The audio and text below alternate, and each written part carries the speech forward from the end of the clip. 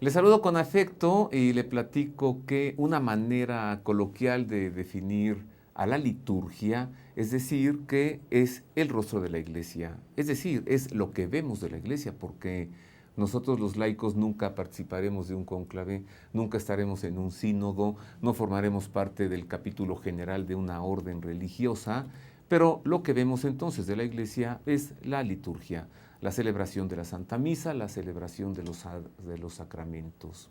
Pero en profundidad, ¿qué es la liturgia? De eso le hablamos enseguida. La palabra liturgia proviene del griego clásico profano que significa obra para la comunidad.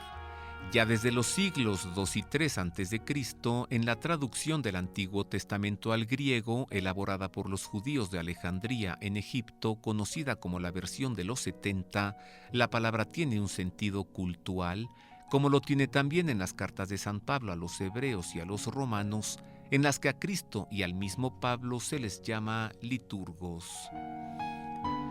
En la iglesia primitiva griega se redujo el uso de la palabra al de culto divino y más tarde al de misa. En el occidente europeo fue hasta el siglo XIX cuando se utiliza en los documentos eclesiásticos con un sentido amplio de culto divino en la iglesia. Actualmente, con la palabra liturgia, se designa todo el conjunto de la oración pública de la iglesia y de la celebración sacramental.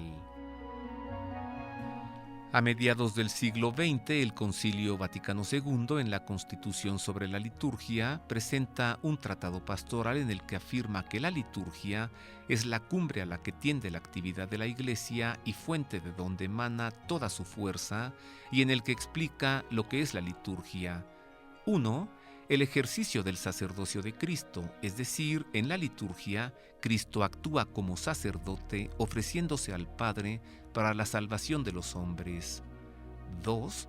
Los signos sensibles realizan la santificación de los hombres en lo que quieren decir.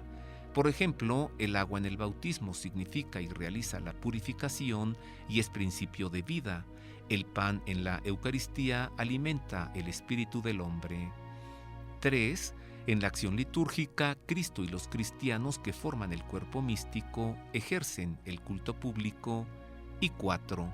Es la acción sagrada por excelencia que ninguna oración o acción humana puede igualar por ser obra de Cristo y de toda su Iglesia y no de una persona o un grupo.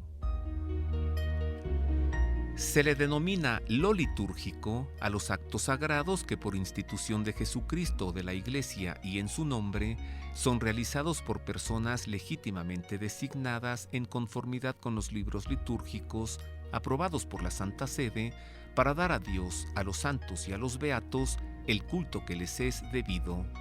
En cambio, lo no litúrgico o ejercicios piadosos son todas las demás acciones sagradas que se hacen en una iglesia o fuera de ella, con o sin sacerdote, conocidas también como devoción o piedad.